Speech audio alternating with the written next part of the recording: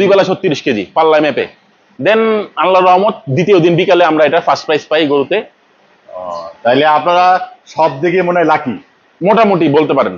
এই গরুটা কিনতেও লাকি এবং এই গরুটি প্রতি বছরই বাচ্চা দেয়।